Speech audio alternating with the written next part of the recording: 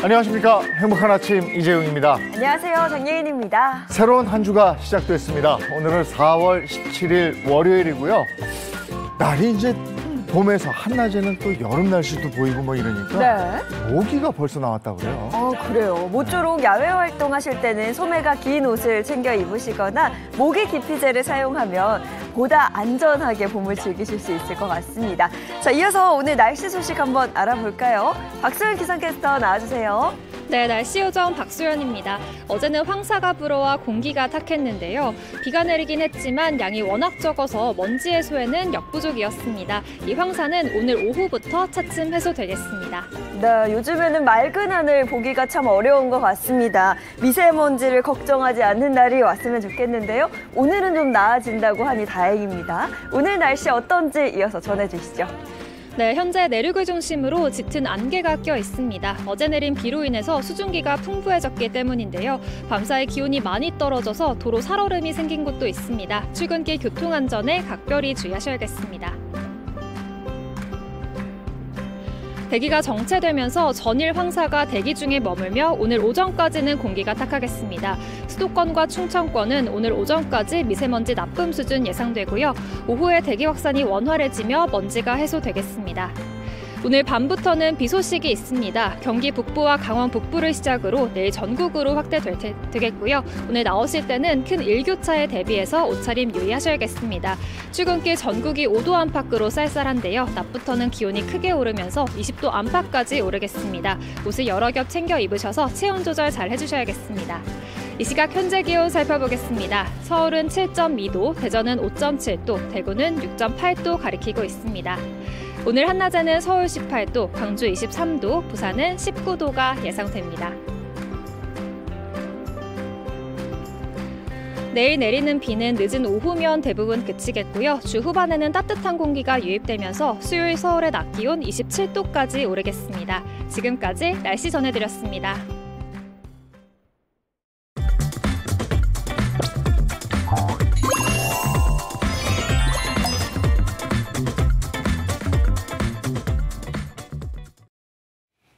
네, 화제 이슈를 발빠르게 전해드리는 모닝 브리핑 순서입니다. 허주연 변호사와 함께합니다. 어서 오세요. 안녕하세요. 첫 번째 이슈부터 전해주시죠.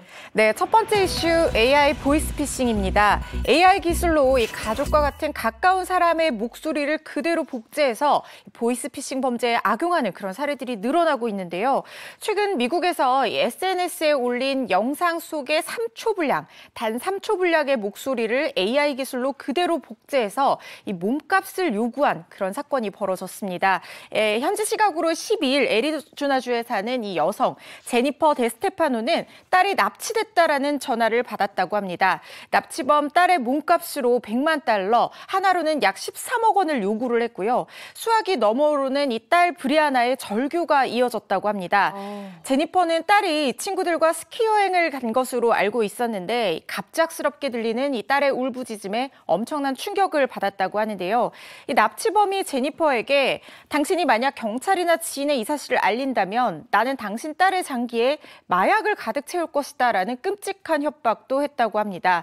제니퍼는 납치범과 협상한 끝에 이 5만 달러, 하나 7천만 원으로 이 몸값을 낮췄다라고 설명을 했습니다.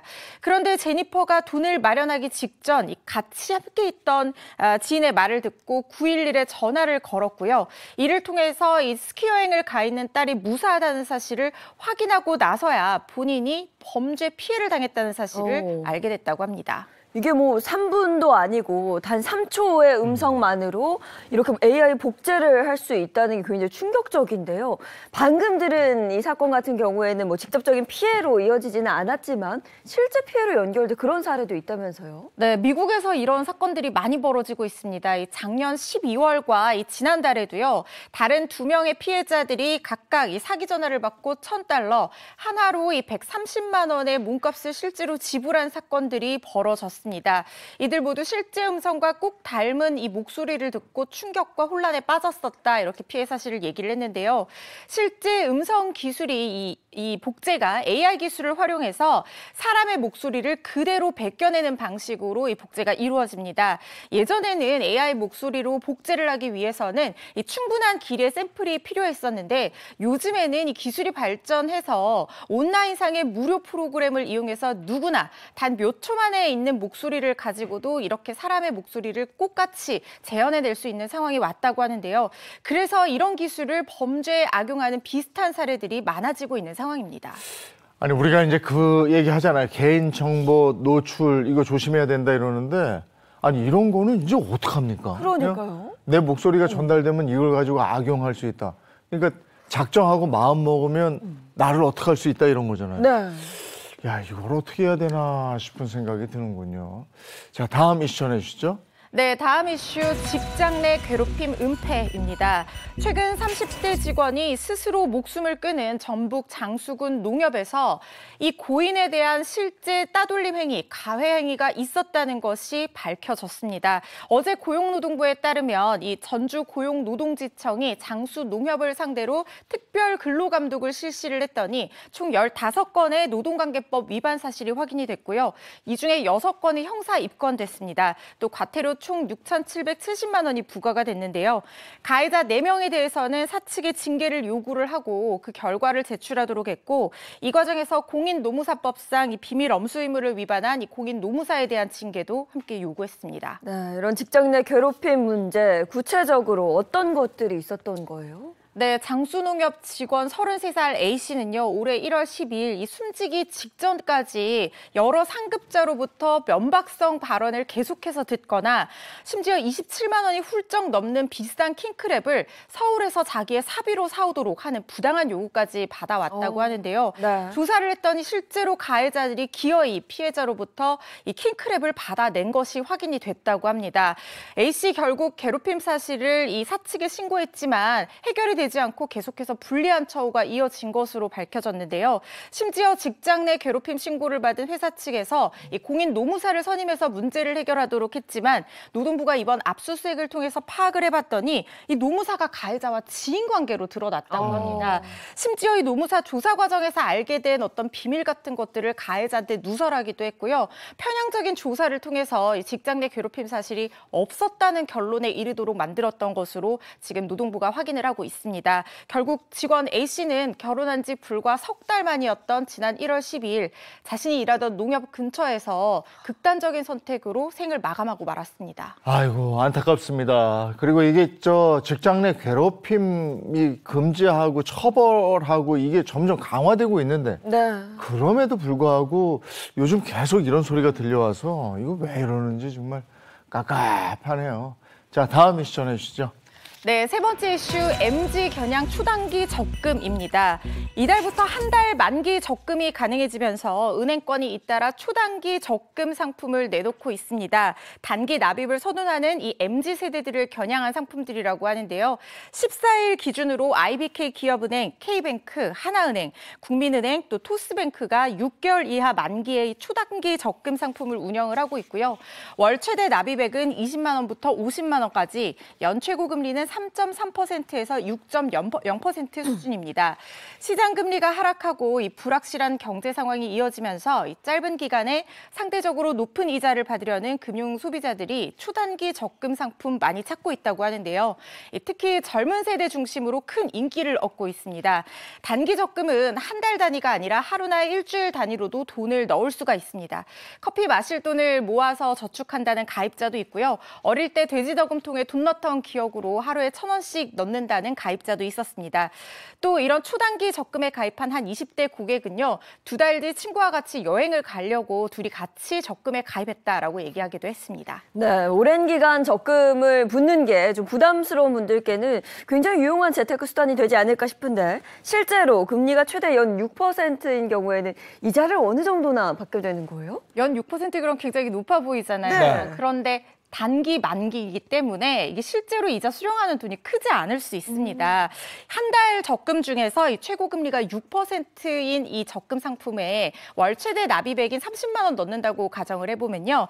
만기 시 세후 이자가 1,269원에 불과하다고 합니다. 그래서 똑같은 1개월 만기 상품을 고려할 때는요. 이 적금과 또 1개월 만기 정기 예금을 비교하는 지혜가 필요하겠습니다. 알겠습니다. 오늘 모닝 브리핑 여기까지 하겠습니다. 허주연 변호사와 함께했습니다. 고맙습니다. 고맙습니다.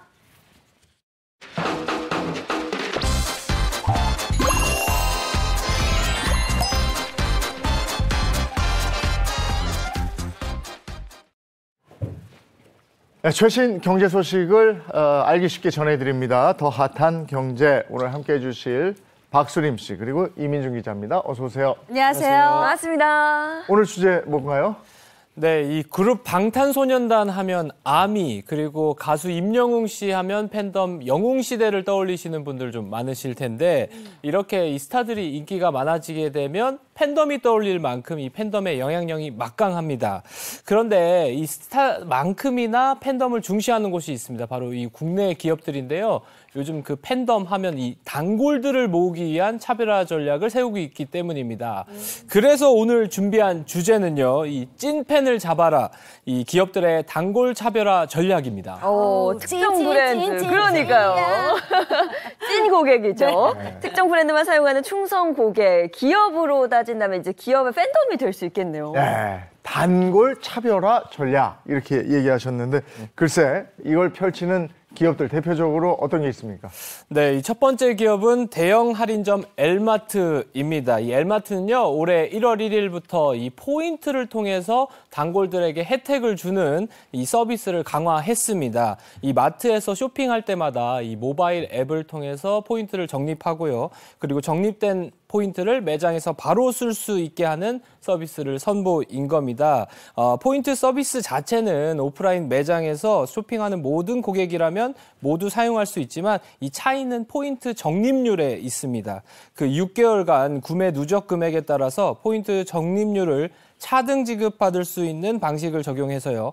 이 물건을 더 많이, 더 자주 구매한 고객이 큰 혜택을 받을 수 있게 차별화 전략을 세운 겁니다. 뭐 마트에서 장을 볼 때 여러 장점이 있겠지만 그 포인트 쌓는 것도 굉장히 네. 쏠쏠하거든요. 재밌죠. 네. 이게 쌓이면 쌓일수록 돌려받는 재미가 또 솔솔하거든요. 이게. 예, 맞습니다. 특히 요즘에 이 고물가 시대에 스마트폰으로 이 소액 버는 이 앱테크가 인기를 끌고 있는데 이번에 신규 포인트 제도가 이 앱테크 커뮤니티에서 화제가 되면서 인기를 끌었다고 합니다.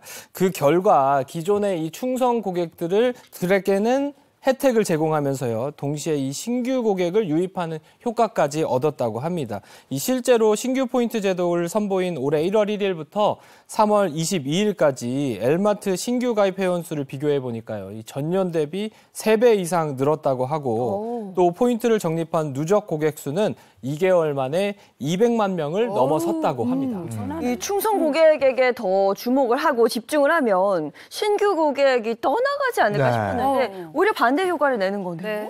네, 단골에 대한 혜택을 강화하는 이유가 이런 것도 있을 거예요. 네. 보면서 단골 되면 저런 혜택이 있네. 그렇죠. 이러니까 말이죠. 단골 차별화 전략을 펼친 또 다른 기업은요? 자, 두 번째 기업은 전자제품을 판매하는 L기업입니다. 자, L기업은 새로운 소비층으로 요즘 각광받고 있죠. 바로 G세대를 잡기에 나섰습니다. 90년대 중반 이후에 태어난 젊은 G세대의 감성에 맞춰서 이색 체험 마케팅을 펼쳤습니다. 대표적으로 서울 성수동에 열었던 노트북 팝업 스토어 사례를 꼽을 수 있는데요. 자, 기존의 노트북 매장이 상품 설명에만 집중했다. 그러면 이곳은 감각적인 패션숍처럼 공간을 조성하고 유명 스타일리스트를 배치했다고 합니다. 그래서 방문객이 노트북을 고르면 그에 맞는 의상을 추천해줘요. 노트북을 패션 액세서리처럼 매칭하는 그런 색다른 스타일링을 경험할 수 있기 때문에 소비자로부터 아주 신선하다 이런 반응을 받고 있습니다. 노트북은 보통 이렇게 들고 다니는 경우가 많거든요. 그렇죠. 하나의 뭐 패션 아이템, 스타일링 아이템이 될 수 있어서 딱 그 부분을 공략한 것 같습니다. 아니 근데 요즘 젊은 세대들은 이렇게 세련된 공간도 좋아하는데 레트로 감성 하잖아요. 네. 그런 복고적인 그런 공간도 좋아하는 것 같아요. 그럼요. 서울 동대문구 경동시장 가보셨죠? 예. 달라졌어요. 어. 완전 달라졌어요. 자, L기업은요, 커피 가맹점 에싸와 손을 잡고 이곳에 버려진 폐극장을 대형 복합 문화 공간으로 조성했습니다. 자, L기업은요, 그 옛날 G기업 시절의 감성을 살려서 1966년에 제작된 냉장고, 또 69년 국내 첫 TV 등을 전시했고요. 또 방탈출 카페나 오락실 등 이색 체험 공간을 조성했습니다. 그 결과 중장년층의 사랑방 역할하던 경동시장이 요즘 2030 세대 사이에서 핫플레이스로 떠올랐습니다. 일일 유동 인구가 평균 4만 8천 명에서 최대 15만 명까지 늘어나면서 전통시장의 활력을 불러넣는 그런 효과를 제공했다고 합니다. 가고 싶어요. 그래요. 가야 돼요. 저도 SNS를 통해서 이곳을 한번 봤었거든요. 정말 젊은 층 방문객이 늘면서 무엇보다 전통시장이 활기를 찾았다는 게 굉장히 반가운 소식입니다. 그러니까 단골 차별화 전략이 가져오는 긍정적인 효과들이 여러 개가 있네요. 네. 또 다른 기업은요? 네, 마지막으로 소개해드릴 기업은 이 물류회사 C기업입니다. 이 C기업이요, 최근에 통합 배송 브랜드를 런칭을 했는데 기존 고객들이 더 다양한 택배와 이 도착 보장 서비스를 받을 수 있는 서비스를 제공했다고 합니다. 먼저 오늘 주문하면 내일까지 반드시 도착하는 서비스가 있고요. 또 오전 7시 전 새벽에 도착하는 서비스, 또 주문 당일, 즉 오늘 시키면 오늘 받을 수 있는 서비스가 제공된다고 합니다.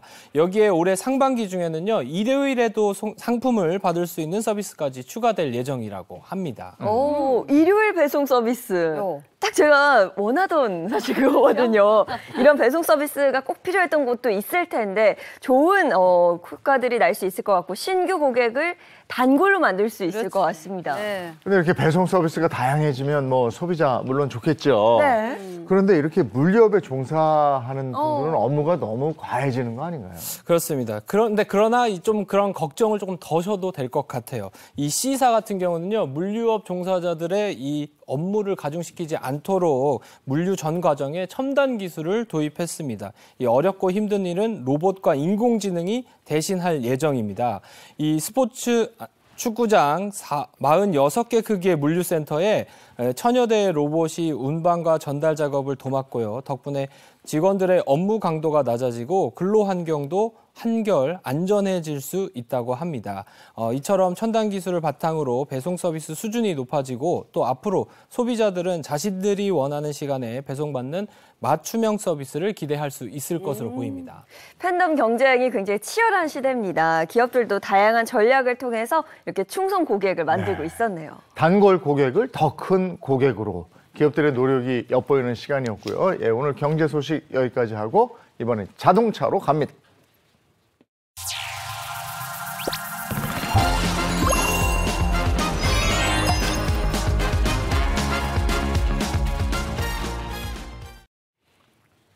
네, 이번에 자동차 관련 얘기 나누겠습니다. 이인철 변호사, 허주현 변호사 두 분 어서 오세요.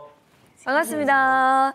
자, 이민준 기자, 오늘 준비한 영상은 뭐예요? 네, 차차차 핫클릭. 오늘은 좀 이렇게 꽈당 넘어지는 사고 모음을 좀 모아봤습니다. 이게 누가 잘못했는지 한눈에 알아볼 수 있는 영상부터요. 네. 잘잘못을 따지기 좀 어려운 영상까지 준비를 했는데 일단 첫 번째 영상은요. 이 거리 계산 대실패입니다. 보행자가 무슨 거리를 계산하다가 실패한 것으로 보이는데 어떤 걸 계산한 건지 한번 일단 영상으로 함께 보시죠. 저 멀리 도로 위에 이 보행자 한 분이 서 있는데 갑자기 저렇게 넘어집니다. 이방길이에요? 네, 갑자기 달려오는 차 앞에 몸을 날려 쓰러지는데 날렸어. 뭐 한참 남았는데. 시간이 남아. 건너편 차를 주시하고 몸을 움직여서 네. 넘어지는 모습이 담겼습니다. 뭐지? 거리가 뭐 한 터무니없이 먼 거리라는 걸 알았는지 네. 남성이 주섬섬 일어나서 도로 가장자리로 비켜 섰습니다. 이 광경을 목격한 운전자는요, 어이가 없어서 피식 웃음이 새어나왔다고 전했습니다. 차가 오기 전에 몸을 날려 쓰러졌잖아요. 네. 저건 장풍이야. 하도 하고 장풍 맞아서 쓰러진 거야. 그러니까요. 이 장면 목격한 운전자도 뻔히 봤잖아요. 일부러 차량에 몸을 던지는 거. 너무 어이가 없어서 피식 웃음이 새어나와요. 안쓰럽네요. 그러니까요. 그러니까요. 애쓴다 애써. 이 운전자의 말에 따르면요, 이 남성의 연령은 10대 후반에서 한 20대 초반 정도로 아유, 보였다고 합니다. 어린데. 이 보험 사기 예비 연습인가 아니면 진짜 장난이었나 하면서 의아해하면서도요. 도로 위에서 이런 위험한 행동하는 것은 안 될 것 그럼요. 같다면서 이 따끔한 한마디를 남겼다고 합니다. 또 이걸 본 누리꾼들도요, 이 달리는 차 앞에서 달려들면서 돈을 버는 거는 좀 이상한데 너무 황당해서 좀 어이가 없다. 헛웃음이 나온다 이런 의견을 남겼습니다. 어쨌든 상당히 어설펐지만 차에 달려든 거죠. 그럼. 상당히 위험한 행동을 한 건데 저럴 때 처벌받지 않습니까? 혹시 저분이 연기자 아닐까요? 연기를 연습하는 거 아닐까요? 근데 저런 거는 노굿입니다. 예. 바로 이제 안 되는 것 같고요. 자, 이렇게 우리가 운전하다 보면 가끔 이렇게 사고를 일부러 내는 사람이 우리가 자해공갈단이라고 얘기했잖아요. 그런 경우에는 이제 보험 사기로 인해서 이제 10년 이하의 징역이나 5천만 원 이하의 벌금형이 처해질 수가 있는데 문제는 뭐냐면 이게 보험료가 할증이 될 수 있다는 게 문제가 될 수가 있어요. 그래서 나중에 이게 보험 사기가 입증이 되면 할증된 보험료를 환급받을 수가 있습니다. 여러분이 만약에 운전하다가 이런 황당한 일을 당하시면 그냥 지나치지 마시고 반드시 경찰에 신고하시거나 아니면 블랙박스 등 증거를 확보한 후에 해결을 하셔야지 그냥 가거나 아니면 개인적으로 합의하면 나중에 큰 문제가 될 수 있으니까 반드시 꼭 증거를 확보하시기 바랍니다. 요즘엔 블랙박스 다 했고 도처에 맞아요. CCTV 있어서요. 어설프면 안 돼. 저런 짓 하지 마십시오. 어설프면 안 되는 게 아니고 저거는 어설프지 않아도 다 걸립니다. 그래, 맞아. 네. 저 아니야. 다음 영상은요? 네, 다음 소개해드릴 영상은 고객 승객 사고지만 기사가 억울한 이유입니다.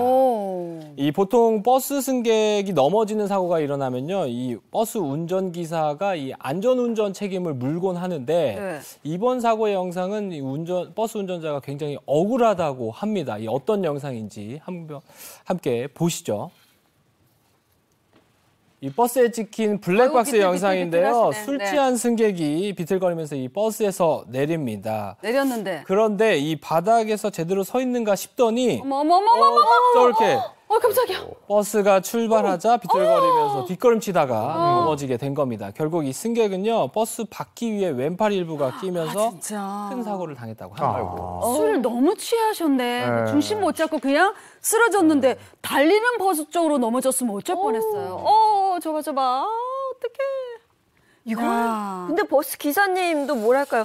내부에서 일어난 사고가 아니어서. 밖에서. 근데 이게 내부에서 일어난 사고가 아니니까 진짜. 그렇죠.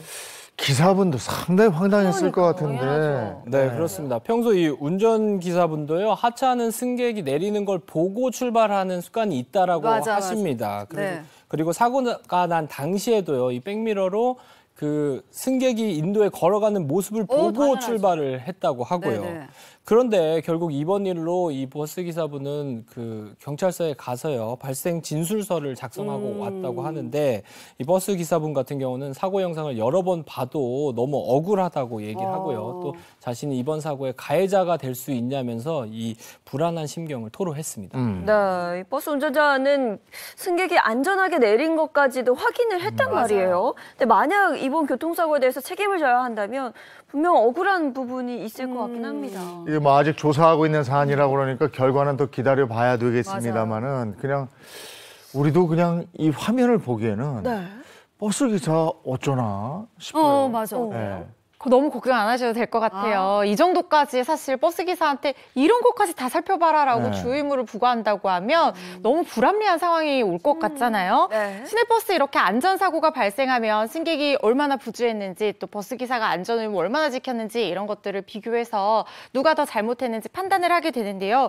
이번 사고 같은 경우에는 운전자가 이 백미러를 통해서 승객이 인도까지 올라가는 거 확인하고 출발을 했잖아요. 그렇기 때문에 버스 기사로서 할 수 있는 안전 의무를 다 한 것으로 그렇게 판단이 됩니다.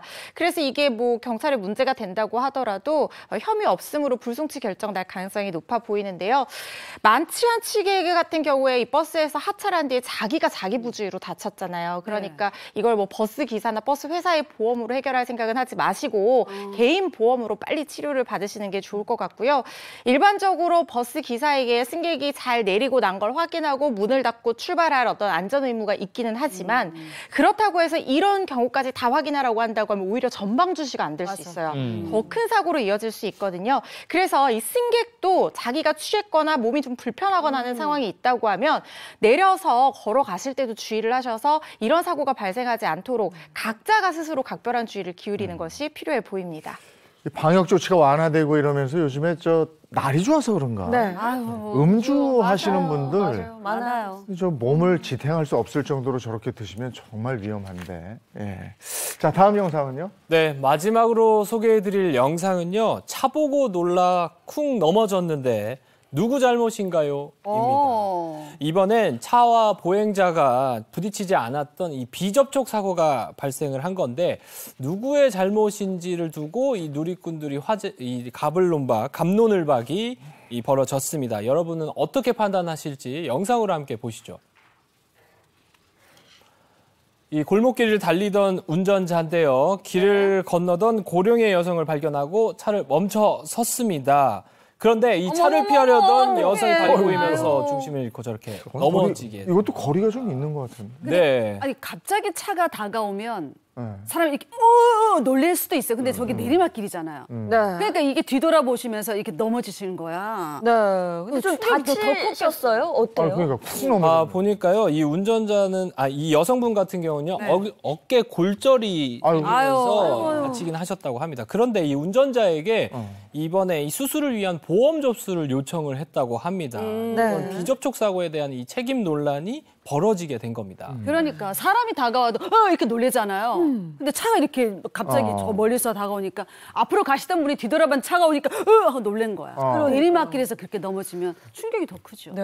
근데 이것도 역시나 좀 난감합니다. 이렇게 그래. 차와 부딪히지 않은 비접촉 사고일 경우에는 책임 소재를 따지기가 참 어려운 것 같은데요. 이번 사고에 대해서 운전자의 반응은 어땠나요? 네, 운전자는 좀 억울하다는 입장이었습니다. 제한 속도였던 30km를 지켜서 주행을 하고 있었고요. 또 여성에게 경적을 울린다거나 놀라게 하지도 않았다는 겁니다. 이에 대해 이 누리꾼들의 의견이 좀 갈리긴 했습니다. 이 운전자를 옹호하는 쪽에서는요, 충분히 운전자가 이 안전운전을 하고 있었다라고 하면서 이 여성이 조금 혼자 놀라서 다친 것 같다고 이 옹호하는 입장도 있었고요.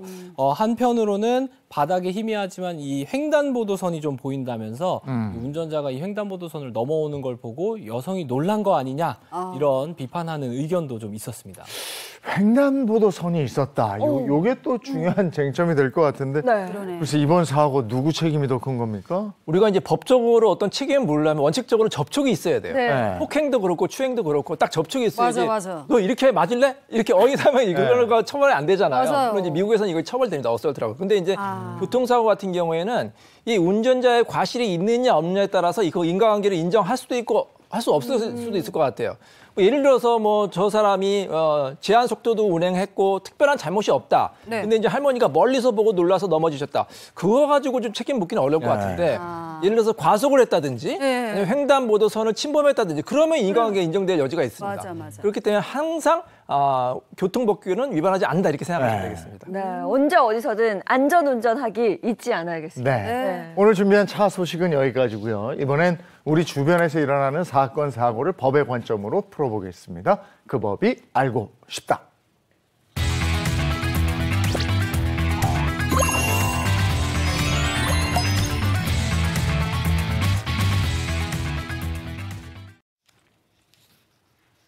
네, 그 법이 알고 싶다 한번 알아보도록 하겠습니다. 오늘의 주제는 뭐예요? 네, 그 법이 알고 싶다. 오늘의 주제는요. 이 모르는 사람이 제 통장으로 1억 원 보냈어요. 아싸! 와, 근데 이게 마냥 좋아할 수는 없을 것 같고. 그쵸. 한번 자세히 알아볼까요? 자, 믿기 힘든 사연이 온라인에서 화제가 됐습니다. 그래서 저희가 꽁트로 재구성해봤습니다. 1억 원을 잘못 받은 사람 역할은 제가 하고 1억 원을 잘못 보낸 사람은 이재용 님이 하시고 은행원 역할은 장혜인 씨가 하시면 되겠습니다. 자, 사연 속으로 고고! 얼마 전 통장 정리하던 저는 깜짝 놀라고 말았습니다. 모르는 사람이 제 통장에 1억 원이라는 돈을 보낸 겁니다. 아무래도 누군가 실수로 돈을 잘못 붙인 것 같더라고요. 뭔가 꺼림칙했던 저는 고민 끝에 돈을 주인에게 다시 돌려주기로 마음먹었습니다. 네네, 고객님. 무슨 일로 찾아오셨나요? 아니, 누가 제 통장으로 1억 원이나 되는 돈을 잘못 보냈더라고요. 다시 돌려주려고 왔어요. 전 너무 착하죠. 누가 실수로 1억을 보냈다고요? 네. 아니, 그럼 고객님, 그쪽에서 신고할 때까지 가만히 좀 기다리셔야 될 것 같아요. 예?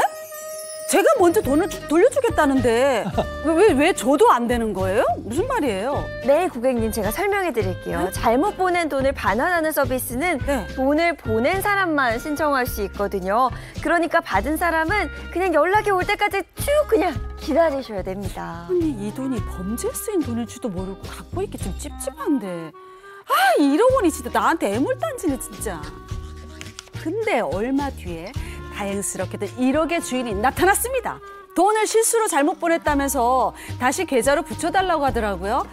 그런데 그 사람과 대화를 나누면서 뭔가 이상한 점들을 발견했습니다. 아이고 선생님, 아이고 제가 바로 1억을 보낸 사람입니다. 제 돈 맞으니까 돌려주세요. 제가 계좌번호 바로 보내드릴게요. 근데요 선생님 은행에서 그러는데요. 잘못 보낸 돈을 돌려주는 서비스가 있대요.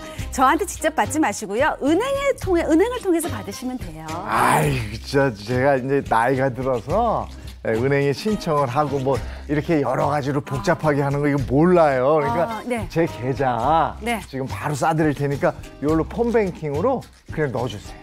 계좌로 붙여달라고요? 예. 가만히 있어봐. 은행 이용하실 줄 모른다고. 아니 은행 이용하실 줄 모른다면서 무슨 모바일 폰뱅킹을 어떻게 아세요? 어머나. 그게 그런가요? 아니 아무튼 제가 이제 그러니까 사람을 만나서 얘기하고 그런 거 수줍어.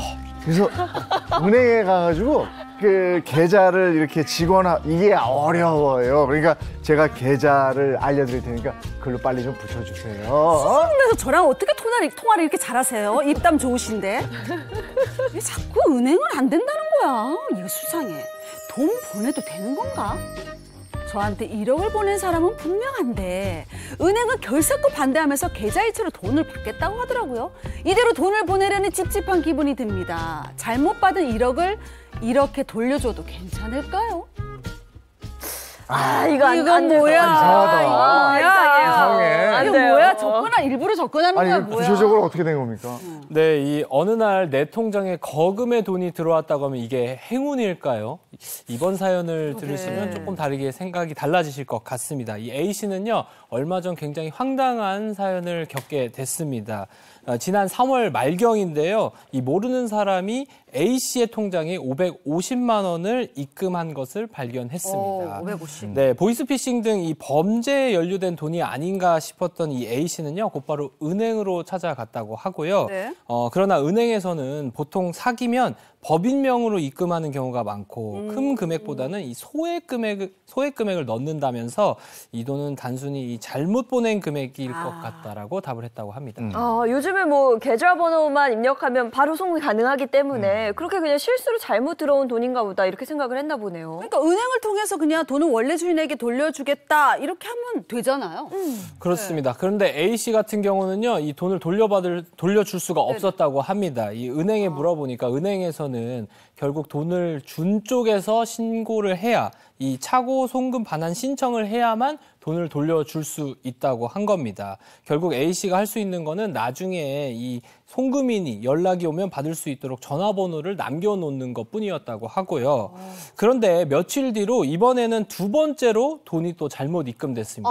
금액이 무려 9,900만 원이었는데 앞서 받은 550만 원까지 총 1억 450만 원이 같은 사람의 이름으로 잘못 들어온 겁니다. 그러니까 550만 원을 받아가기는커녕 거기다 9,900만 원을 또 잘못 보낸 거예요. 네, 누군가 실수로 2번 실수를 한 건데 액수가 워낙 커서 뭔가 기분이 별로였을 것 같긴 합니다. 해결을 해야 될 텐데 돈을 보낸 사람이 누군지는 밝혀진 거예요? 네, 며칠 후 이 A 씨는요, 돈을 보낸 사람이 이 세입자의 자녀라는 사실을 알게 됐습니다.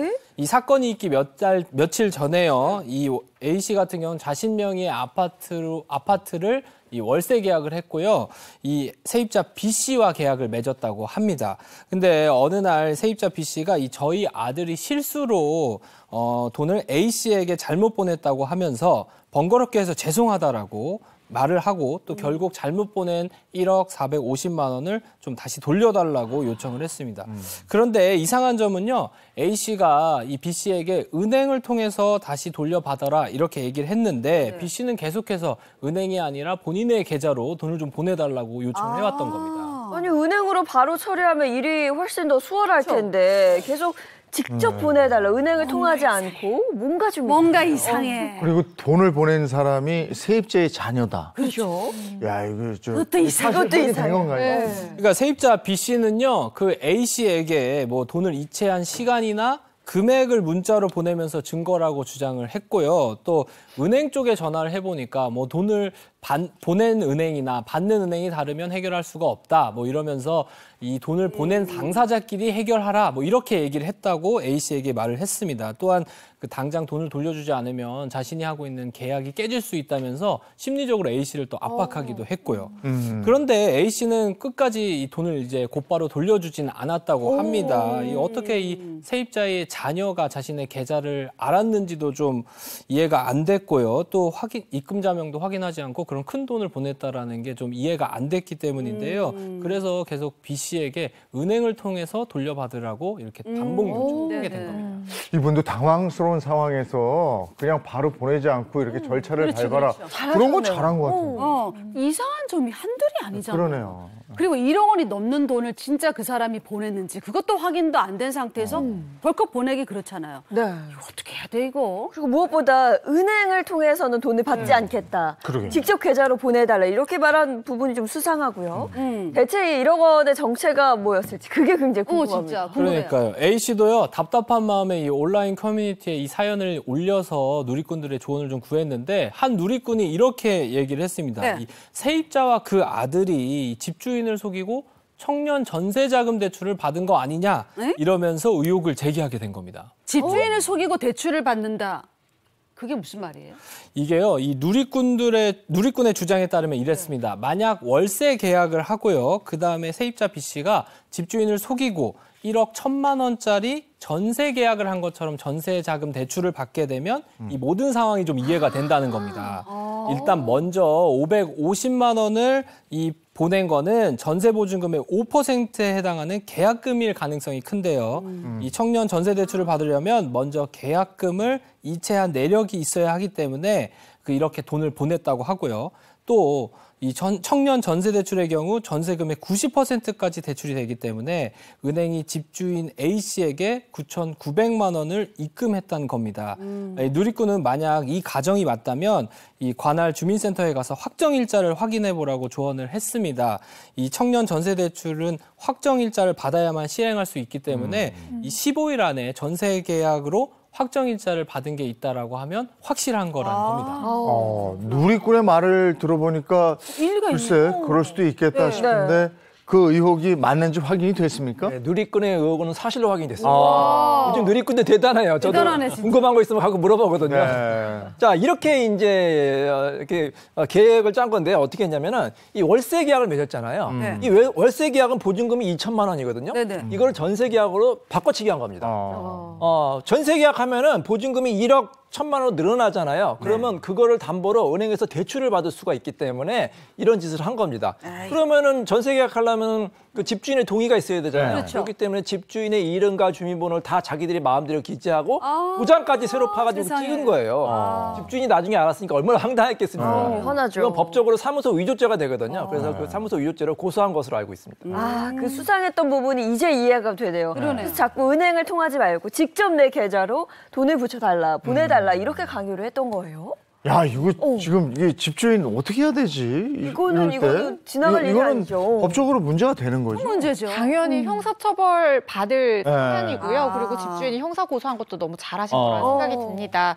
남을 속이기 위해서 이렇게 문서까지 위조해서 위조한 문서를 은행에 제시하고 대출금을 빼돌리려고 한 거잖아요. 전형적인 대출 사기이고 또 사문서 위조 행위에 해당할 수 있는데요.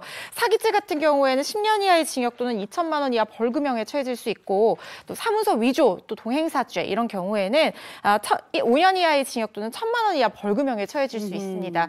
물론 만약에 이게 이제 입증이 돼가지고 처벌받는다고 하면 피해를 변제를 했다라고 하면은 어느 정도는 가만히 될 수 있겠지만 그래도 뭐 피해자가 처벌 안 해도 돼요라고 얘기한다 하더라도 계속해서 처벌될 수 있는 반의사불벌죄나 친고죄가 아니거든요. 그러니까 이런 행위를 한 것 자체가 사기죄는 미수행위로 처벌이 될 수 있거든요. 대출금 실제로 수령하지 않았다고 하더라도 신청했다는 것만으로도 미수행위에 해당할 수 있어서 무거운 처벌 받을 수 있고요. 여러 행위가 이렇게 결합된다고 하면 가중처벌까지 받아서 실형 선고될 가능성도 배제할 수가 없습니다. 실제로 문서를 위조해서 이렇게 피해자를 속이고 2억 2천만 원을 속여서 뺏은 경우에 이 피고인에게 징역 4년의 실형이 선고됐던 그런 사례도 있었습니다. 그런데 혹시 이번 사건으로 인해서 집주인 A씨에게 불이익이 생길 수도 있을까요? 근데 뭐 집주인은 사실 전혀 몰랐기 때문에 뭐 집주인이 처벌받거나 불이익이 있을 것 같지는 않은데 여러분 이제 조심하셔야 될 게 가끔 이런 경우 있어요. 그 통장 잠깐만 빌려주면 뭐 수수료 많이 줄게. 통장에 돈을 입금했으니까 이거를 빨리 나한테 보내주세요. 그냥 보내면 큰일 납니다. 이게 왜냐하면 보이스피싱의 대포 통장으로 이용되는 경우가 많아요. 실제 그걸로 해서 뭐 내가 이제 좀 아르바이트 비용 받으려고 뭐 통장 좀 빌려주거나 이제 아니면 핸드폰 빌려줘가지고 나중에 보이스피싱의 공범으로 처벌받는 예도 있기 때문에 절대로 이런 거는 한번 의심하시고 은행이라든지 아니면 관할 경찰서에다가 신고하시기 바랍니다. 근데 만약 이 사연의 A 씨가 세입자 말을 믿고 누리꾼의 말을 안 믿고 세입자 말을 믿고 1억 원 넘는 돈을 보냈어요. 그럼 이 A 씨에게도 불리한 일이 생기지 않았을까요? 가능성 배제할 수 없죠. 이런 경우 생각해 볼 수 있습니다. 지금 당장은 그냥 있다가 나중에 이 세입자가 전세 계약을 했다. 그러니까 1억 보증금을 돌려달라. 이렇게 청구나 요구를 할 수도 있는 거예요. 그렇죠. 만약에 무슨 말이냐. 난 전세 계약한 적 없다라고 했는데 소송이 들어왔다. 그러면은 이 집주인이 소송에 응소를 해야 되잖아요. 네. 그리고 이 계약서가 위조가 됐다라는 것에 대해서 항변을 해야 됩니다. 이 도장이 내 도장이 아니다. 내가 평소에 쓰는 도장이다. 다른 도장이다. 이런 것들을 해야 되거든요.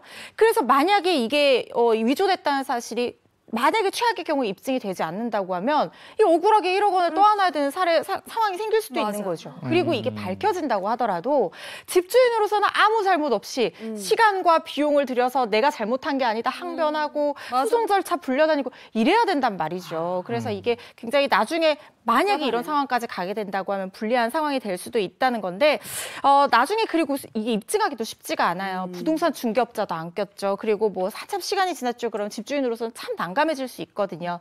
이런 문제를 방지하기 위해서 지금 이 사문서 위조죄로 고소를 한 행위는 잘 판단을 하신 것이 아닌가 이런 생각이 듭니다. 이 잘못 들어온 돈은 아까 이제 아싸 그랬는데 아유 야 이거 누가 실수했나 보다. 그냥 이러고 나한테 이제 다시 돌려달라고 오면 조금 그 사례 받고 돌려줘야지 요렇게쯤 생각하면 안 되네. 절대 안 될 것 같아요. 이건 잘하셨네요. 기간에 잘. 오늘 정말 또 하나 배웠습니다.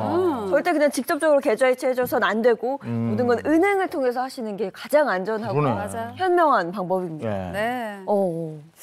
우리가 또 이번 기회를 통해서 배우게 됐는데 이제 뭔가 안전하게 할 수 있는 또 다른 방법들이 있을까요? 그러니까 본인이 직접 이제 해결하려고 하지 마시고 전문가의 도움을 받으시거나 이 경우에는 은행을 통해 하는 게 가장 안전하시고요. 네. 그다음에 이런 경우가 있을 때 가끔 이런 경우가 있어요. 돈을 보낸 사람과 받는 사람이 다를 수가 있어요. 예를 들어서 A라는 사람한테 돈을 내가 받았는데 나중에 돌려줄 때는 B라는 사람 통장으로 돌려줘서 이런 경우가 이 경우에는 거의 이제 범죄에 이용될 가능성이 있다고 크면 되기 때문에 항상 은행을 통해서 안전하게 그렇게 이행하시기 바랍니다. 근데 실수로 돈을 잘못 보낸 경우 종종 있지 않아요? 그렇지. 그러면 맞아요. 돈을 받은 사람이 나 안 돌려줘 이렇게 돼버리면 금융기관을 거쳐서 다시 돌려받을 수 있는 건가요? 방법이 있습니다. 우리 500 보내야 되는데 이 스마트폰 이런 데서 동그라미 잘못 눌러. 그렇죠. 그런 경우 충분히 발생할 수 있거든요. 그럴 때 당황하지 마시고 자기 이용하는 은행에 이렇게 차고 송금됐으니까 반환해 주세요 신청을 하시면 됩니다. 그런데 신청받은 사람이 거절하는 경우가 있을 수 있어요. 그럴 때는 예금보험공사를 통해서 우선 환급을 받으시고 나중에 예보공사에서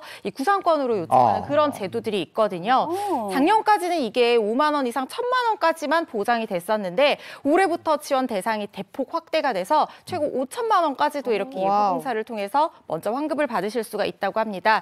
금전반환 요청을 수취인한테 먼저 하시고 거절을 당했다라고 하면 예보에 이 신청을 하시면 되는데요. 신청 인터넷 홈페이지나 예금보험공사 1층 상담센터에 방문하시면 할 수 있다고 하니까요. 참고하시기 바랍니다. 알겠습니다. 오늘 그 법이 알고 싶다 여기까지 하겠습니다. 고맙습니다. 고맙습니다.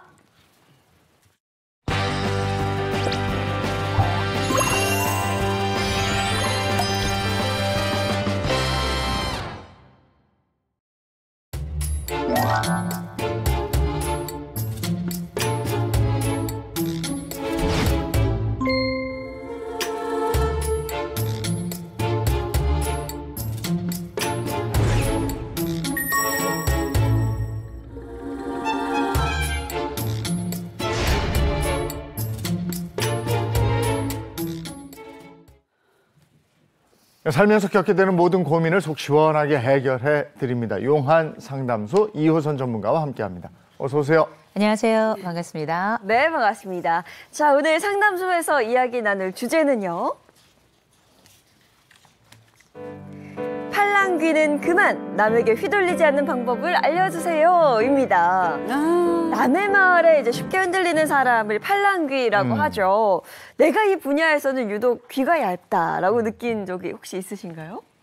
저는 특히나 옷 사러 갈 때 그거 있잖아. 어머, 박수림 씨.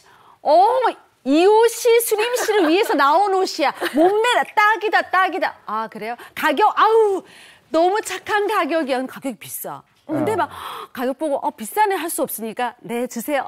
딱이다. 집에 와서 얼마나 후회하는지. 너무 속상해요 그러면. 뭔지 알 것 같아요. 괜찮다 좋다고 하니까 딱이라 그러니까. 그리고 많은 사람이 또 느끼실 텐데 네. 주식이죠. 말해 뭐하겠죠. 말해 코인. 네. 그거 좋대. 그래? 근데 꼭 안 되더라고. 그러니까요. 정말 누구나 한 번쯤은 살면서 내가 남의 말에 너무 많이 휘둘리나 이런 생각들을 하셨을 텐데요. 네. 오늘 사연을 보내주신 분도 비슷한 고민을 하고 있다고 합니다. 수림 씨가 사연 전해주시죠. 자, 이번 사연의 제목은요. 이게 다 아버지 때문이에요. 제목입니다. 자, 사연 들어가겠습니다. 안녕하세요. 저는 39살인 미혼 여성입니다. 7년 전 결혼하고 싶은 남자가 한 명 있었는데 아버지의 극심한 반대로 헤어지고 말았습니다. 전 남친은 영농 후계자였는데요. 아버지께서 농부라는 직업이 탐탁지 않아서 싫다고 하시더라고요. 그런데 몇 년 뒤에 전 남친이 농사로 소위 초대박을 쳤습니다. 하지만 그는 이미 다른 사람과 결혼하고 아이도 낳았더라고요. 그 뒤로 아버지를 볼 때마다 너무 원망스럽습니다. 이렇게 탓해봐야 소용없다는 걸 알면서도 마음의 응어리가 풀리지 않습니다. 전 어쩌면 좋을까요? 아버지의 극심한 반대로 결혼을 못하게 됐는데 헤어진 전 남친이 초대박이라고 표현할 만큼 크게 성공했다는 소식이 딱 들렸습니다. 남자의 그 직업 때문에 반대하신 건데 그렇죠. 그 직업이 불을 일궜어요. 초대박이 났어. 야, 이거 어떻게 들으셨습니까? 초대박이 날 줄 알았나요? 그러니까 알았나. 진짜 몰랐던 거죠. 우리가 사랑도 힘들고 결혼도 힘들고 가족도 어려움이 있을 수 있는데 참 내가 생각했을 때 정말 이번 인생의 이것이다 생각했는데 주변에서 아니다 그러면 사람은 흔들릴 수밖에 없거든요. 근데 제가 이 얘기를 들어보니까 아버지가 원망스럽다고요. 근데 아버지 원망 이제 멈추셔야 됩니다. 우리가 아버지가 왜 그 선택을 하셨을까? 물론 뭐 다 딸 위해서 그랬어 이렇게 얘기할 수 있습니다만 아버지는 평생을 살아오면서 아버지 삶에서 이 부분이 가장 내 딸에게는 취약할 수 있다 생각한 일명 확률의 판단을 두신 거예요. 그래서 아버지 판단에는 이게 내 딸이 행복할 확률이 낮다고 판단하셨기 때문에 그 선택을 하신 건데 아버지가 농사에 대한 지식이 있었을까요? 없었을 겁니다. 그리고 아버지가 일부러 딸 못되게 했을까요? 그건 아니었을 거예요. 따님도 아마 그걸 아실 겁니다. 근데 분명한 건 아버지도 지금 이 시점까지 딸이 결혼을 하지 않았다는 거, 또 그 남자가 이 농사를 통해서 내가 반대했던 그 직업을 통해서 초대박이 날 거라고 생각도 못 하셨을 거라 아버지도 말하지 못하는 마음의 응어리는 분명 있을 거라는 거죠. 네. 요즘 잘 나가는 청년 농업인이 진짜 많아요. 아이고. 이 사실을 아버지는 농사에 대해서도 몰라셨고 그러니까 문외한 일을 할 수 있잖아요. 어떻게 보면. 그 사실을 알았더라면 그 남자를 찾아봤죠. 그러니까요. 게다가 이제 7년 전에 결혼을 반대한 이후로 딸이 이제 적합한 결혼 상대를 찾지 못하고 있습니다. 뭐 1년, 2년 지날 때는 뭐 언젠가 하겠지 했는데 지금 7년이란 말이에요. 아유. 제가 봤을 때는 아버지도 표현은 못하지만 마음속에 뭔가 미안한 마음을 가지고 계신 것 같아요. 아버지가 강하게 그런 것도 있었지만 그때 당시에 선택한 건 또 본인이 딸 아닙니까? 네. 흔들린 거지. 그렇지, 그러니까 그렇지. 아버지가 그렇게 얘기하니까 그래 내가 괜히 이런 생각도 있었을 거란 말이에요. 우리가 지금 흔들린다라고 말씀하셨지만 네. 제가 약간 불편한 표현을 써볼까요? 우리 사연을 보내신 분도 저울질을 한 겁니다. 저울질을 한 거라서 이걸 아버지를 원망할 수는 없어요. 왜냐, 내가 정말 그 사람이 좋았고 나도 선택할 그때 상황이 됐었단 말이에요. 나도 역시 무릎 쓸 용기가 없었다. 저는 그렇게 판단이 들고요. 사실 뭐 지금 이 시점에 우리가 지난 얘기를 하는 게 무슨 의미가 있겠습니까만 네. 한 가지 분명한 건 있어요. 만약에 내가 결혼을 했어요. 근데 그 사람이 지금은 초대박이 났으니까 그렇지만 또 나도 지금 미혼 상태니까 그렇지만 내가 만약 결혼을 했는데 이 사람이 나에게 굉장히 불편한 존재가 되고 나를 고통스럽게 하고 맞아요. 만약에 그런 상황이었으면 우리가 한 번쯤 이런 생각하지 않았을까요? 그때 아버지는 왜 내 결혼을 반대하지 않으셨나. 그렇지. 이런 생각을 또 할 수 있기 때문에 어쩌면 인생에 있어서의 선택은 분명히 내 몫이 있다라는 거. 더군다나 우리가 지금은 후회하고 있을 이 시점에 내 삶을 그 후에 보내지 마시고요. 지금부터 39이면 아직 건강하고 또 아직 여전히 아름답고 여전히 가능성이 있는 나이니 새로운 사랑을 꿈꾸고 새로운 사랑에 다시 한번 상상의 나래를 펼치면서 관계의 영역 안에 그 꽃밭 안으로 들어가는 그 노력이 더 필요하지 않나 싶습니다. 네, 이제 7년 전 어긋난 옛사랑은 잊고 새로운 사랑을 찾으시기 바랍니다. 네. 다음 사연 넘어갈까요? 네, 다음 사연 바로 보겠습니다. 이번에는 허영심이 생긴 아내 때문에 고민이라는 한 남편분의 사연입니다. 저희가 실제 사연을 바탕으로 재구성했는데요. 영상으로 함께 보시죠. 안녕하세요. 저는 얼마 전에 아이 아빠가 된 30대 후반 남자입니다. 아내가 노산이라서 출산할 때 고생을 많이 했거든요. 남편으로서 뭘 해줄 수 있을까 고민하다가 큰맘 먹고 돈 모아서 비싼 산후조리원에 보내줬어요. TV에 나오는 유명인사나 연예인이 다니는 곳이라면서 2주에 1,000만 원이 넘게 들더라고요. 그래도 아내가 좋아서 SNS에 사진도 막 찍어 올리길래 그때까지만 해도 돈 들여서 보내주길 잘했다 생각했어요. 그런데 요즘 말로 조리원 동기라고 하죠. 같은 조리원에 있던 엄마들을 몇 명 사귀었는데 다들 경제적으로 부유한 사람들이었나 봐요. 아내가 그 사람들 영향을 받았는지 좀 이상해진 거예요. 갑자기 우리도 아기용품을 고급 브랜드로 사자고 하질 않나. 옷도 명품으로 입혀야 한다 하질 않나. 그리고 애 교육 생각해서 지금부터 대치동에 이사 가야 된다고 난린 거예요. 환장하겠더라고요. 저도 마음은 우리 애한테 좋은 것만 다 해주고 싶죠. 근데 평범한 월급쟁이 형편에 어떻게 하고 싶은 대로 다 하고 살겠냐고요. 아내한테 아무리 좋게 설명을 해도 서운하다면서 애한테 돈 쓰는 게 그렇게 아깝냐 하면서 화를 내는데 참 저도 능력 없는 아빠가 된 것 같아서 속이 쓰리더라고요. 그냥 한때 이러고 마는 거면 참겠는데 주변에서 조리원 동기는 평생 간다라는 말을 할 때마다 너무 신경 쓰이네요. 눈이 하늘까지 높아진 저희 아내를 어떻게 해야 만족시킬 수 있을까요?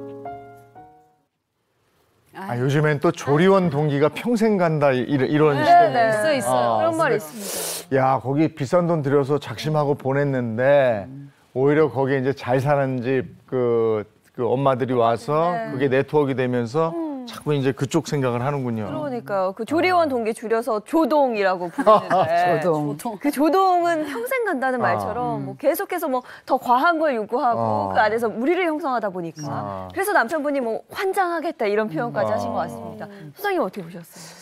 일단은 아이 새로운 생명을 또 만나셨죠. 먼저 축하드립니다. 정말 축하할 일이고 또 아이를 낳은 엄마도 정말 애썼고 맞아요. 그 옆에서 최선을 다해서 조력했던 우리 사례자 정말 잘하셨고 애 많이 쓰셨어요. 근데 이제 우리에게 새로운 좀 고민이 생겼죠. 오죽했으면 환장하겠다 이런 표현을 쓰셨을까 싶은데 근데 제가 우리 사례자를 참 좋게 봤던 걸 먼저 좀 말씀드리면 이런 상황이 되면 아내를 뭐 굉장히 공격적인 말로 표현한다던가 그럴 수 있는데 제가 볼 때는 굉장히 완곡한 표현도 쓰셨고 또 한 가지는 아내를 막 나무라고 윽박지르고 이러지 않고 어떻게 하면 이 아내를 도울 수 있을까를 고민을 하고 있거든요.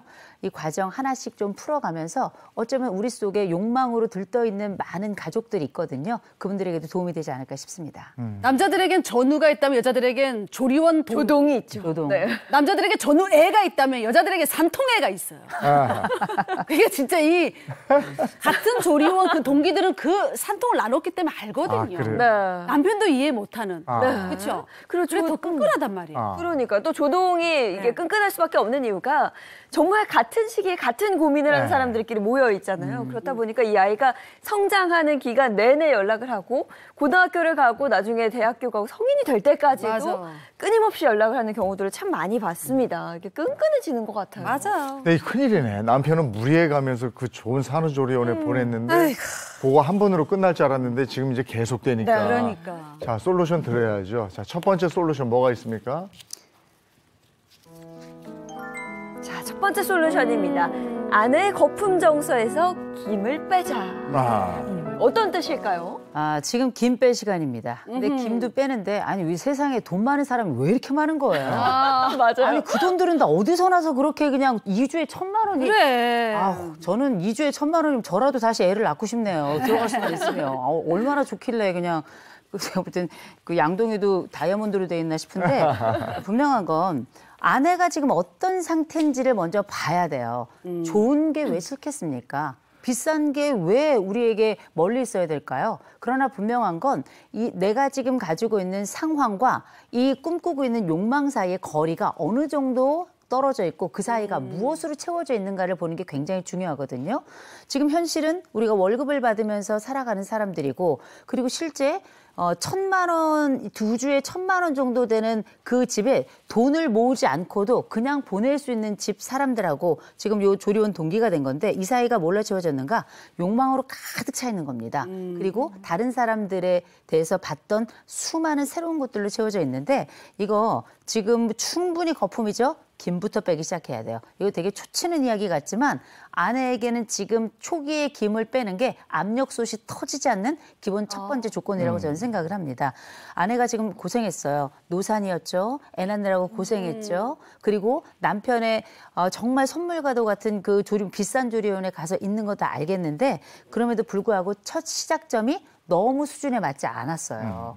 우리가 수준에 맞지 않는다는 말이 불편할 수 있습니다만 적어도 우리가 왜 뱁새가 황새 쫓아가다가 가랑이가 찢어진다는 얘기 하는데 우리가 그 찢어지는 가랑이는 엄밀히 말하면 마음의 가랑이가 찢어지는 거예요. 그 상대적으로 그 박탈감이라고 하는 건 비교 대상이 있을 때 나의 초라함이 더 크게 느껴지는 거거든요. 그래서 저는 지금 우리 엄마가 조리원에서 지금 얘기를 들은 얘기 아마 한번 들어보세요. 갓 나온 얘기부터 시작해서 애가 늙어 죽을 때까지 보험을 어떻게 들어야 될 것인가, 애 학교는 어디에 보내야 될 것인가, 시집장가 보낼 때 얼마 있어야 될 것인가, 이런 얘기까지 일생일대의 주요 이야기들이 거대한 돈의 역사와 함께 얘기가 됐을 겁니다. 지금 엄마들의 평균치와는 다른 영역에 들어가 있고 그 정보를 통해서 첫 번째 출발점을 가졌던 거예요.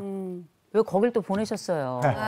근데 여하간 지금 아내가 분명한 건 거품 정서 속에 있습니다. 그래서 아내의 현실적 감각을 일깨우는 게 먼저라는 거죠. 그러니까 지금은 아이도 낳고 최고급 산후조리원에도 가고 그러니까 이게 막 부풀어 있어 감정이.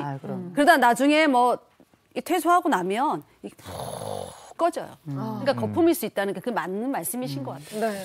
근데 진짜 저 사치 중에 제일 큰 사치가 애사치라고. 애사치. 애한테 들어가는 게. 근데 뭐 그 마음은 알겠어요. 저 둘이 결혼해서 요즘에 애 하나 낳잖아요. 있는 거 없는 거 다 해주고 싶을 텐데. 이건 좀 너무 과하다는 생각이 들기도 해요. 네, 자식한테 다 정말 좋은 거 해주고 싶죠. 우리도 재벌집 막내 아들이었으면 좋겠어요. 근데 그게 사실 우리가 현실이 그렇지 않고 드라마는 또 드라마인 거고 우리는 우리가 있는 자리에서 지금 이 자리부터 무엇을 해서 더 나은 미래를 만들 것인가 이게 우리 보통 사람들이 하는 가장 기본적인 출발점 아니겠습니까? 근데 제가 볼 땐 지금 아내가 일명 단기 럭셔리 증후군에 있는 게 아닌가 이런 생각이 드는데 우리가 흔히 말하는 명품이라고 하는 것, 명품을 우리가 럭셔리에 대한 이 해석어 이것에 대해서 우리가 한국어 우리말로 명품이라고 하는데 럭셔리에 대한 해석은 사치품입니다. 사치품이에요. 명품이 아니고요. 사치품과 명품은 의미가 다르죠. 명품이라는 건 말 그대로 품질도 좋고 대단한 그야말로 아름답게 만들어진 최상의 제품을 이야기하는 거고 럭셔리고 사치품이라고 하는 건 불필요하고 우리가 굳이 없어도 살 수 있는 물건이라는 뜻이에요. 그렇죠. 그러면 아내가 지금 불필요한 것을 필연적으로 마치 사야 되는 것처럼 그렇게 생각하게 된 데에는 말씀하신 대로 그 환경이 주는 그 귓바람이 굉장히 중요했던 거거든요. 근데 한 번쯤 얘기해 주셔야 됩니다. 우리가 지금 이 상황을 그대로 받아들였다간 평생 내게 맞지 않는 그 수준을 낮춰가면서 돈에 쫓길 거고요. 그리고 이 부부싸움은 끊임없이 일어날 거고 동시에 우리가 가지고 있는 미래도 사라지게 될 거고 내가 이만큼 투자했는데 애가 충분히 못 해주게 된다면 여기에 대한 보상 심리 때문에 아이에게도 굉장히 불편한 정서를 보여줄 거예요. 무엇보다 지금은 이런 많은 생각들이 있겠지만 아내가 지금 현재 있는 그 상황에 대해서는 좀 무시하세요. 침묵하시기 바랍니다. 그러면서 아내가 스스로 이 좌절의 거품이 꺼지는 동안에 겪어야 될 개인적인 그 고통의 절대값은 있어요. 이 부분이 조금 힘들긴 하겠지만 이 시점을 옆에서 좀 지켜주시기 바랍니다. 절망하고 어려운 상황이지만 그거 수용하고 견딜 수 있도록 옆에서 좀 위로도 필요하지만 기다려주고 가끔은 침묵하시는 게 좀 굉장히 중요할 거라고 봅니다. 네. 조리원에 있을 때 옆에서 뭐 다 해주죠. 밥 다 차려주죠. 뭐 집안일 안 해도 되죠. 얼마나 편해. 다 좋죠. 근데 진짜 퇴사하고 집에 와서 딱 보면 진짜 육아 전쟁이 시작되거든요. 맞아. 그러면 뭐 명품 옷, 명품 유모차 이거 필요 없어. 다 중고상에서 가져와도 되고 물려받는 것도 이게 진짜 짱이에요. 네. 근데 시간이 흐르면 좀 아내가 달라질 수도 있겠지만 남편 대신 무엇보다 걱정하는 건 조리원 동기가 평생 간다. 이 말 때문인 것 같아요. 점점 더 심해질까 봐. 조리원 동기가 평생 가 그래서 혈맹이다. 이런 얘기 많이 하죠. 근데 분명한 건 만나는 애들끼리만 만난다는 거 확실합니다. 그래서 같은 동네에 있고 같은 유치원 보내고 같은 초등학교 보내고 이렇게 해요. 그러면서 끈끈해지죠. 네네. 그런데 아이가 성적이 어떻게 되느냐에 따라서 다른 학원 다니고요. 그다음에 다른 동네로 이사 가고요. 심지어는 모른 척하는 경우들도 굉장히 많아요. 물론 우리가 어떤 영역에서 아이를 키우고 아이의 사회적 환경이 어떠냐에 따라서 아이가 가지고 있는 향후 직업이나 혹은 뭐 벌이 이런 것들이 다르다고 이야기를 하긴 합니다만 그건 단순히 그 조리원 동기가 있기 때문에 그런 건 아니거든요. 거기에 해당되는 수많은 또 다른 노력들과 지속성과 맞아. 거기에 필요한 여러 조건들이 충족이 돼야 되는 건데 지금 같은 경우에는 뭐 제가 볼 땐 워낙에 환경도 많이 다르고요. 2주일에 1,000만 원? 이거 엄청난 금액인데 이 집은 돈을 모아서 정말 특별하게 만든 상황이고요. 거기 함께 있던 조리원 동기들은 그냥 써도 되는 돈이에요. 언제든지 그 돈을 쓸 수 있는 사람들일 수도 있단 말이에요. 그렇다면 우리 남편께서 제가 볼 땐 한 가지 좀 기억하셔야 될 게 지금은 뭐 서운하다. 애한테 쓰는 돈이 그렇게 아깝냐 이렇게 이야기하는데 돈 없다고 얘기하셔야 됩니다. 그냥 내가 애한테 돈 쓰는 게 싫은 게 아니라 내가 돈이 없다. 없어. 돈이 없어. 내가 정말 안타까운 이야기인데 대신에 내가 지금 자존심 상하고 우리가 지금 가지고 있는 이런 상황이 어떤지 알고 있어. 대신에 나에겐 또 다른 생각이 있을 수 있어. 이런 얘기를 하는 게 좋거든요. 적어도 아내가 지금 현실이 어떤가에 대한 이야기를 하자마자 김이 확 빠지면서 마음도 상할 거예요. 그 순간만 견디세요. 보통 이런 순간이 한 2달에서 석 달 정도면 거의 대부분 빠집니다. 그 시간만 기다리시기 바랍니다. 그 남편의 지금 재정 상태나 이런 걸 부인이 잘 모를 수도 있어요. 지금. 자, 두 번째 솔루션 한번 보겠습니다. 네, 두 번째 솔루션은요. 남편의 통장과 계획을 알려라. 그래, 이거 알려야 돼. 대화를 좀 모르고 해야 될 있는 것 거야. 같아요.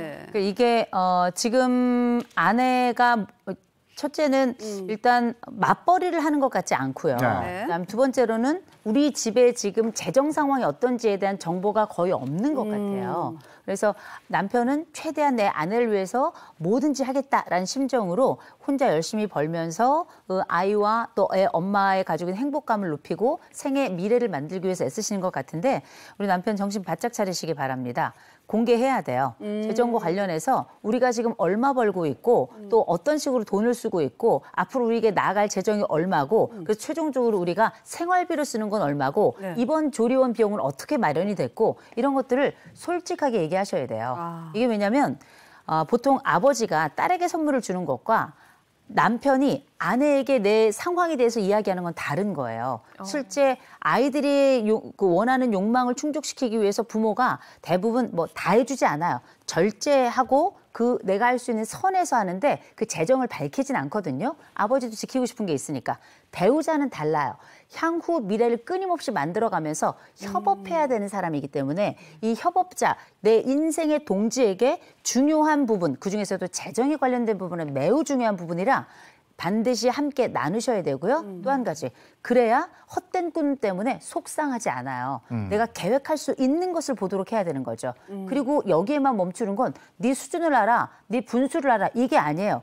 우리의 상황이 이러하니 네. 앞으로 우리는 이러이러한 계획이 있다라고 얘기해 주셔야 되는 거예요. 그리고 이 계획에 대해 이야기하면서 당신의 계획은 어떤지, 그리고 우리가 할 수 있는 가능한 범위 내에서 앞으로 만들 수 있는 게 어떤 것인지에 대해서 얘기를 해야 되는 게, 지금 애 키워보신 분들 다 아시겠지만 보통 애를 제대로 키우는 건 둘째부터입니다. 왜냐? 첫째는 멋모르고 키워요. 네. 그러다가 둘째가 되면 옷도 안 사요. 그냥 물려있거나 아니면 의도있거나 그래. 그리고 웬만해서는 내가 그냥 잘 큰다는 거 알고 있거든요. 네. 지금은 불안과 거대한 기대 때문에 생겨나는 일이기도 하지만 이 가운데 가장 명확하게 선을 그어주고 우리가 가지고 있는 현실을 보여줄 사람은 남편인데, 현실이 무조건 안 돼가 아니라 내가 지금 이 정도 상황이야. 더불어서 내가 가지고 있는 미래의 계획은 또 이런 게 있어 라고 해서 절망으로 끝나는 게 아니라 우리에게 필요한 희망을 같이 새롭게 계획하는 것, 이게 굉장히 중요하지 않나 싶습니다. 특별히 내가 하고 있는 꿈과 당신이 꾸고 있는 꿈이 아이 교육과 미래에 관련해서 다르지 않다는 걸 알려주시는 것도 굉장히 중요할 거예요. 남편이 말해도 이게 안 들리는 여자들이 있어요. 아내들이 있어. 우리 애 뒤처지면 안 된다. 자기가 투잡을 뛰던지 막 이렇게 강요하는 여자들도 있긴 하거든요. 네. 근데 그 남편도 그게 뭐라 그럴까, 폼을 좀 잡고 싶어하는 존재들이거든요. 그러니까 아내에게, 내 자식에게 좀 폼 나는 아빠가 되고 싶어서 네. 없다는 얘기를 잘 못해요. 네. 근데 지금 당장은 내가 그 아내한테 야 가. 조리원 가. 뭐 1,000만 원 알았어. 이사 가자. 그러니까 남편한테 얘기하면 돈이 나오는구나. 네. 이렇게 할 수도 있는 거예요. 네. 그렇기 때문에 솔직하게 대화를 해야 되는데, 한 가지 저는 걱정인 게 지금 사연만 딱 놓고 보더라도 남편이 아내보다 훨씬 더 현실적인 사람이거든요. 혹시나 아내에게 현실적인 조언을 했을 경우 이게 잘 통하지 않을까 봐 그 우려는 좀 있습니다. 통하지 않을 수 있죠. 그래서 이럴 때야말로 재정상담 받아야 되는 거예요. 내가 자산이 얼마가 있고 앞으로 우리에게 들어갈 돈이 얼마고 관련해서 이걸 모으기 위해서 무엇을 어떻게 해야 되고, 중요한 건 어떤 시점에 할 것인가, 이런 것들 재정상담하면서 다 같이 논의하거든요. 그래서 말씀드릴 건, 가족의 말을 듣지 않는 사람에게는 전문가의 말이 필요한 거예요. 그래서 같이 재정상담 받으러 가셔서 우리 자산이 얼마입니다. 그러면 아내도 볼 거예요. 우리가 얼마가 있구나. 또 그리고 관련해서 우리에게 지금 필요한 것, 또 아이의 미래를 위해서 필요한 게 보험이면 보험, 또 여러 적금이면 적금, 아이에게 필요하고 우리 가족의 미래에 대해서 어떤 준비를 할 수 있는지를 보시고, 그 이후에 앞으로 내 아이와 함께 어느 시점에, 그게 뭐 교육 특구로 가든지 어디로 가든지 간에 어느 시점으로 갈 것인지, 그거는 함께 재정에 대한 논의를 하고 이후에 그 시점을 결정하시면 될 것 같아요. 지금 갈 것인가, 나중에 갈 것인가. 만약에 교육적인 비전이 비슷하다면, 크게 다르지 않다면 아마 교육 특구로 이사 갈 가능성도 커지겠죠. 다만 중요한 건 어느 시점에 무리하지 않고 가족에 타격을 입히지 않으면서 아이에게 가장 안정적이고 우리 상황에 꿈까지 꿀 수 있는 그 환경과 시점이 무엇인가를 전문가를 통해서 한번 얘기를 나눠보셨으면 좋겠습니다. 그 아기 거 살 때 부딪히는 부분 많거든요. 엄마는 뭐 애들 좋은 거 먹이, 유기농 먹이한다고 남자들 그냥 막 흙 파먹어도 돼. 그냥 먹어야지 애가 더 건강해져. 이렇게 부딪히는 경우도 있거든요. 이거 어떻게 해야 돼, 이럴 때는? 당연히 부부, 특별히 가족과 함께 있을 동안에 교육관도 다르고 생활관도 다를 수밖에 없습니다. 그렇죠. 근데 중요한 건 유기농 먹을 수 있으면 유기농 먹으면 좋아요. 뭐가 문제겠어요. 처음에 부딪히지만 나중에 결국은 합의점을 어쨌든 찾습니다. 그런데 그 과정에 우리가 양보할 수 있는 게 있고 양보할 수 없는 게 있지만, 이게 문제가 아니에요. 어쩔 수 없는 것들도 있어요. 그중에 하나가 돈이에요. 그렇죠. 돈입니다. 그래서 우리가 너무 돈에 대해서 얘기한다 이렇게 생각하실 수 있지만, 애 키우는데도 돈도 필요하고 돈에 대한 운영을 어떻게 하느냐가 앞으로 내 욕망과 내 현실 사이에서 건강한 조율을 하는 기준점이 되는 거거든요. 그래서 서로 교육관이 다르거나 어떤 생활의 일부가 다른 건 한 사람을 기준으로 따라가거나 아니면 건강한 방향을 통해서 누가 더 건강한 결정을 하느냐에 따라 따라가면 되는 거예요. 정작 중요한 건 큰 결정 앞에 큰 그림을 함께 세우는데 그걸 누가 이끌어가느냐가 되게 중요한데 맞아요. 현실적이고 그리고 보다 먼 미래를 안정적으로 볼 수 있는 좀 더 차가워 보이는 사람, 거품이 조금 덜 끼는 사람이 그 지휘자가 되는 건 분명할 것 같습니다. 아이가 지금 이제 조리원에서 산후조리원에 나와서 이제 시작인데 네. 이제 뭐 돌 같은 거 할 때 또 호화스럽게 하는 SNS 이런 거 돌잔치? 이제 애 학원 가보세요. 달라진다니까. 몸들 일이 부딪혀 봐야 돼요. 아이고, 수두룩 빽빽이. 근데 많은 그 아이들이요. 지금 뭐 교육특구 우리가 다 아는 그 동네 보면 진짜 공부하는 애들은 요 위에 정말 있고요. 그러면 그래. 그 유명 수학학원, 영어학원 가서 나머지 대부분 밑으로 깔아 그냥. 그런 거 그러니까 그 아이들 깔아주는 애들이. 우리나라 있어요. 현실이 그래요. 아, 왜 그렇게 살아야 되는 거야? 아, 여기까지 하겠습니다. 고맙습니다. 고맙습니다. 오늘 그래도 오랜만에 아침에 나오는데 좀 맑아 보인다고 그럴까요? 깨끗해 보인다고 그럴까요? 네, 그렇더라고요. 맞습니다. 뭐 지난 주말 동안 굉장히 크게 속썩였던 미세먼지가 오후가 되면서 차츰 해소된다고 하니까요. 외출하실 때 참고하시면 좋겠습니다. 좋은 하루 보내시고요. 저희는 내일 아침 7시 30분에 돌아오겠습니다. 행복한 아침, 행복한 하루 되십시오. 고맙습니다. 고맙습니다.